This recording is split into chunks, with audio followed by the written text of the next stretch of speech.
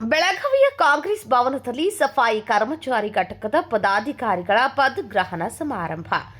ಕಾಂಗ್ರೆಸ್ ಭವನದಲ್ಲಿ ನೂತನ ಪದಾಧಿಕಾರಿಗಳ ಪದಗ್ರಹಣ. ರಾಜು ಸಾಕೆ ಅವರಿಗೆ ಜಿಲ್ಲಾಧ್ಯಕ್ಷ ಪಟ್ಟ, ರಾಜ್ಯಾಧ್ಯಕ್ಷ ಅಶೋಕ್ ಸಾಲಪ್ಪ ಅವರಿಂದ ಅಧಿಕಾರ ಹಸ್ತಾಂತರ. ಸಫಾಯಿ ಕರ್ಮಚಾರಿಗಳ ಅಭಿವೃದ್ಧಿಗೆ ಕಾಂಗ್ರೆಸ್ ಸಂಕಲ್ಪ. ಹೌದು, ಬೆಳಗಾವಿ ಜಿಲ್ಲೆ ಕಾಂಗ್ರೆಸ್ ಕಚೇರಿಯಲ್ಲಿ ಸಫಾಯಿ ಕರ್ಮಚಾರಿ ಘಟಕದ ನೂತನ ಪದಾಧಿಕಾರಿಗಳ ಪದಗ್ರಹಣ ಕಾರ್ಯಕ್ರಮ ಅದ್ದೂರಿಯಾಗಿ ನೆರವೇರಿತು. ಕೆಪಿಸಿಸಿ ಸಫಾಯಿ ಕರ್ಮಚಾರಿ ಘಟಕದ ರಾಜ್ಯಾಧ್ಯಕ್ಷ ಅಶೋಕ್ ಸಾಲಪ್ಪ ಅವರ ಸಮ್ಮುಖದಲ್ಲಿ ಜಿಲ್ಲಾಧ್ಯಕ್ಷರು ಅಧಿಕಾರ ಸ್ವೀಕರಿಸಿದರು. ಬೆಳಗಾವಿಯ ಜಿಲ್ಲಾ ಕಾಂಗ್ರೆಸ್ ಭವನದಲ್ಲಿಂದು ಕೆಪಿಸಿಸಿ ಸಫಾಯಿ ಕರ್ಮಚಾರಿ ಘಟಕದ ಪ್ರಮುಖ ಪದಾಧಿಕಾರಿಗಳ ಪದಗ್ರಹಣ ಕಾರ್ಯಕ್ರಮ ಜರುಗಿತು. ಕಾರ್ಯಕ್ರಮದಲ್ಲಿ ಕೆಪಿಸಿಸಿ ಸಫಾಯಿ ಕರ್ಮಚಾರಿ ಘಟಕದ ರಾಜ್ಯಾಧ್ಯಕ್ಷರಾದ ಅಶೋಕ್ ಸಾಲಪ್ಪ ಅವರು ಪಾಲ್ಗೊಂಡು ನೂತನ ಪದಾಧಿಕಾರಿಗಳಿಗೆ ಶುಭ ಹಾರೈಸಿದರು. ಇದೇ ಸಂದರ್ಭದಲ್ಲಿ ಬೆಳಗಾವಿಯ ಜಿಲ್ಲಾ ಗ್ರಾಮೀಣ ಸಫಾಯಿ ಕರ್ಮಚಾರಿ ಘಟಕದ ಅಧ್ಯಕ್ಷರಾಗಿ ರಾಜು ಸಾಕೆ ಅವರು ಅಧಿಕಾರ ಸ್ವೀಕರಿಸಿದರು. ಸಮಾಜದ ಕಟ್ಟಕಡೆಯ ವ್ಯಕ್ತಿಗಳ ಏಳಿಗೆಗಾಗಿ ಶ್ರಮಿಸುವ ನಿಟ್ಟಿನಲ್ಲಿ ಈ ಘಟಕವು ಬಲಿಷ್ಠವಾಗಿ ಕೆಲಸ ಮಾಡಲಿದೆ ಎಂದು ಮುಖಂಡರು ಇದೇ ವೇಳೆ ತಿಳಿಸಿದರು. ಈ ಸಂಭ್ರಮದ ಕಾರ್ಯಕ್ರಮದಲ್ಲಿ ಬೆಳಗಾವಿಯ ಜಿಲ್ಲಾ ಕಾಂಗ್ರೆಸ್ ಅಧ್ಯಕ್ಷರಾದ ವಿನಯ್ ನಾವಲಗಟ್ಟಿ ಅವರು ತಮ್ಮ ಮಾರ್ಗದರ್ಶನ ನೀಡಿದರು. ಈ ಸಂದರ್ಭದಲ್ಲಿ ಕೆಪಿಸಿಸಿ ಸಫಾಯಿ ಕರ್ಮಚಾರಿ ಘಟಕದ ರಾಜ್ಯ ಪ್ರಧಾನ ಕಾರ್ಯದರ್ಶಿ ಅಡ್ವೊಕೇಟ್ ಅದಿವೆಪ್ಪ ಯರಜರ್ವಿ, ಪ್ರಮುಖರಾದ ಪಿಎಂ ಅನಂತಪುರ್, ಬಂಡಾರಿ ಮುನಿಸ್ವಾಮಿ, ವಿಜಯ್ ನೆರ್ಗಟ್ಟಿ ಮತ್ತು ಷಣ್ಮುಖ ಆದಿ ಆಂಧ್ರ ಉಪಸ್ಥಿತರಿದ್ದರು. ಅಲ್ಲದೆ ಮಹಾನಗರ ಪಾಲಿಕೆ ಸದಸ್ಯರಾದ ಖುರ್ಷಿದ್ ಮುಲ್ಲಾ ಹಾಗೂ ಸಫಾಯಿ ಕರ್ಮಚಾರಿ ಸಂಘದ ಅನೇಕ ಮುಖಂಡರು ಮತ್ತು ಕಾರ್ಯಕರ್ತರು ಪಾಲ್ಗೊಂಡು ನೂತನ ಪದಾಧಿಕಾರಿಗಳನ್ನು ಅಭಿನಂದಿಸಿದರು. ಸಫಾಯಿ ಕರ್ಮಚಾರಿಗಳ ಹಕ್ಕುಗಳ ರಕ್ಷಣೆಗಾಗಿ ಪಕ್ಷವು ಸದಾ ಬದ್ಧವಾಗಿದೆ ಎಂದು ಸಮಾರಂಭದಲ್ಲಿ ಆಶಯ ವ್ಯಕ್ತಪಡಿಸಿದರು. ರಾಹುಲ್ ಗಾಂಧೀಜಿ ಸರ್ 2023ರ ಚುನಾವಣೆ ಸಂದರ್ಭದಲ್ಲಿ ರಾಹುಲ್ ಗಾಂಧಿ ಅವರು ಬೆಂಗಳೂರಿನಲ್ಲಿ ಪೌರ ಕಾರ್ಮಿಕರೊಂದಿಗೆ ಸಂವಾದ ಅಂತಕ್ಕಂಥ ಕಾರ್ಯಕ್ರಮ ಮಾಡಿದ್ದಾರೆ.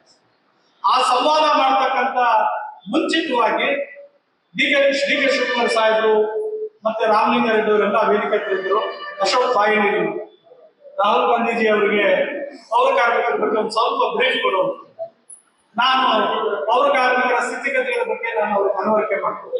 ಹಾಗೆ ನಾವು ಗುತ್ತಿಗೆ ಪದ್ಧತಿಯಲ್ಲಿ ಶೋಷಣೆ ಆಗ್ತಾ ಇದ್ದೀವಿ, ಸಾಮಾಜಿಕ ನ್ಯಾಯ ಸಿಕ್ಕಿಲ್ಲ, ರಾಜಕೀಯದ ಪ್ರಾತಿನಿಧ್ಯ ಸಿಕ್ಕಿಲ್ಲ, ಇಂತಕ್ಕಂಥ ಒಂದು 3-4 ವಿಚಾರಗಳನ್ನ ರಾಹುಲ್ ಗಾಂಧಿ ಅವರು ಗಮನಕ್ಕೆ ಬಂದಾಗ ರಾಹುಲ್ ಗಾಂಧಿ ಆ ಸಭೆ ಮುಖಾಂತರ ಹೇಳಿದ್ರು, ನಮ್ಮ ಸರ್ಕಾರ ಬಂದ ತಕ್ಷಣ 25,000 ಪೌರ ಕಾರ್ಮಿಕರನ್ನ ನಾವು ಕಾಯ್ದೆ ಮಾಡ್ತೀವಿ ಅಂತಕ್ಕಂಥ ಮಾತನ್ನ ರಾಹುಲ್ ಗಾಂಧೀಜಿಯವರು ಹೇಳಿರ್ತಕ್ಕಂಥ ಮಾತನ್ನ ನಡೆಸ್ಕೊಡ್ತಾ ಇರೋದು ಸಿದ್ದರಾಮಯ್ಯನವರು, ಡಿ ಕೆ ಶಿವಕುಮಾರ್. ಕಾಂಗ್ರೆಸ್ ಪಕ್ಷ ಯಾವಾಗ್ಲೂ ನಮ್ಮ ಬೆನ್ನಿಗಿದೆ, ನಮ್ಮನ್ನ ಕಾಪಾಡ್ತಾ ಇದೆ ಅಂತ ಯಾವ್ದಾದ್ರು ಒಂದು ಪಕ್ಷ ಇದ್ರೆ ಅದು ಒಮ್ಮೆ ಕಾಂಗ್ರೆಸ್ ಪಕ್ಷ. ಇದಕ್ಕೆ ಇನ್ನೊಂದು ಬೆಸ್ಟ್ ಉದಾಹರಣೆ ಕೊಡ್ತಾರೆ. ನೀವು ಇಲ್ಲಿ ನೋಡ್ತಾ ಇರ್ಬೋದು IPD ಸಾಲಪ್ಪನವ್ರಿಗೆ 1972ರಲ್ಲಿ 72 ಅಸೆಂಬ್ಲಿ ಎಲೆಕ್ಷನ್ ನಲ್ಲಿ ಟಿಕೆಟ್ ಕೊಡಕ್ ಆಗ್ಲಿಲ್ಲ. ಎಲ್ಲ ರಿಸರ್ವ್ ಕಾನ್ಸ್ಟಿಟ್ಯೂನ್ಸಿ ಟಿಕೆಟ್ ಕೊಟ್ಕೊಂಡಿದ್ರು.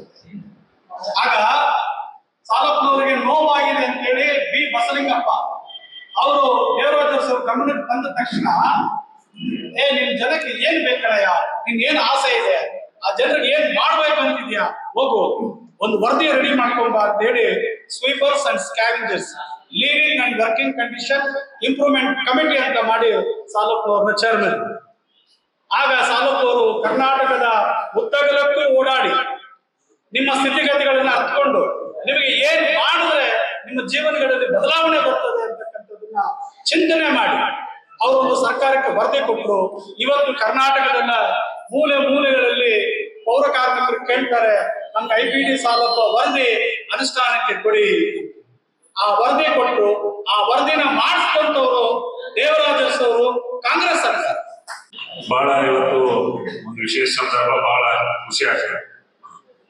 ಯಾಕಂದ್ರೆ ಸಫಾಯಿ ಕರ್ಮಚಾರಿ ಘಟಕ ಕೆಪಿಸಿಸಿಯಲ್ಲಿದ್ದು ನಮ್ಮ ಜಿಲ್ಲೆಯಲ್ಲಿಯೂ ಸಹ ಅದನ್ನ ಮಾಡಬೇಕು ಅಂತ ಹೇಳಿ ನಮ್ಮ ಆತ್ಮೀಯ ಸ್ನೇಹಿತರಾದ ಅಶೋಕ್ ಸಾಲಪ್ಪ ಅವರು ಫೋನ್ ಮಾಡಿ ಹೇಳಿದರು. ಒಂದು ಒಳ್ಳೆಯ ಒಬ್ಬ ನಮ್ಮ ಕಾಂಗ್ರೆಸ್ ಪಕ್ಷದ ವರ್ಕರ್ ಕೂಡಿ ಪಕ್ಷದ ಬಗ್ಗೆ ನಿಷ್ಠೆಯಿಂದ ಒಳ್ಳೆ ಉತ್ಸಾಹಿ ಕೆಲಸ ಮಾಡ್ತಕ್ಕಂಥವ್ರು ಕೂಡ ಅಂತ ಹೇಳಿ ನಾನು ಹೇಳಿದ್ರು. ನಾವು ಅದೇ ಕೊಡ್ತಾ ಇದೆ. ಯಾಕೆ ಮೊದಲಿಗೆ ಹೆಸರು ಮಾಡ್ಬೇಕು. ಯಾಕಂದ್ರೆ ಸುಮ್ಮನೆ ಹೆಸರು ಇಷ್ಟಪಟ್ಟು ಕೆಲವೊಬ್ರು ಏನಾಗಿರ್ತಾರಂದ್ರೆ ಒಂದು ಅಧಿಕಾರಕ್ಕೆ ಬರೋ ತನಕ ನಮ್ಮ ಬ್ಯಾಗ್ಗೆ ಓಡಾಡ್ತಿರ್ತಾರೆ. ನಾನ್ ಮಾಡ್ತೀನಿ, ಹಿಂಗ್ ಮಾಡ್ತೀನಿ, ನಾವ್ ಮಾಡ್ತೀನಿ, ಇದು ಮಾಡ್ತೀನಿ ಅಂತ ಹೇಳಿ. ಯಾವಾಗ ಅಧಿಕಾರ ತಗೋತಾರ, ಅಧಿಕಾರ ತಗೊಂಡ್ಮೇಲೆ ಲೆಟರ್ ಇಟ್ಟು ವಿಸಿಟಿಂಗ್ ಕಾರ್ಡ್ ಮಾಡಿದ್ರೆ ಅವ್ನು ಮುಖಾಣ ತೋರ್ಸಂಗಿಲ್ಲ. ಅವ್ರು ನೋಡ್ಕೊತ ನಾವು ಹೋಗೋದಾಗ್ತದೆ.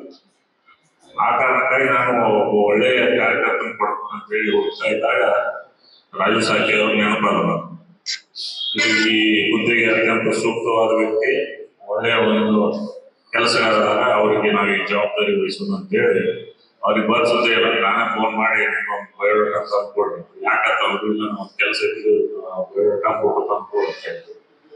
ಅದನ್ನ ಕಳಿಸಿ ಅವ್ರ ಆರ್ಡರ್ ಆದ್ಮೇಲೆ ಅವ್ರಿಗೆ ಹೇಳಿ, ನೀವು ನೇಮಕ ಮಾಡಿದೀವಿ, ನೀವು ಅಧ್ಯಕ್ಷ ಜಿಲ್ಲಾಧ್ಯಕ್ಷ ಅಂತ ಹೇಳಿ ನೇಮಕ ಮಾಡಿದ್ರು, ಒಳ್ಳೆ ಕೆಲಸ ಮಾಡೋಣ. ಹಂಗ ಕಾಂಗ್ರೆಸ್ ಪಕ್ಷದೊಳಗೆ ಯಾವತ್ತು ಯಾರು ನಿಷ್ಠೆಗೆ ದುಡಿತಿರ್ತಾರೆ, ಯಾರು ಒಳ್ಳೆ ಕೆಲಸಗಾರ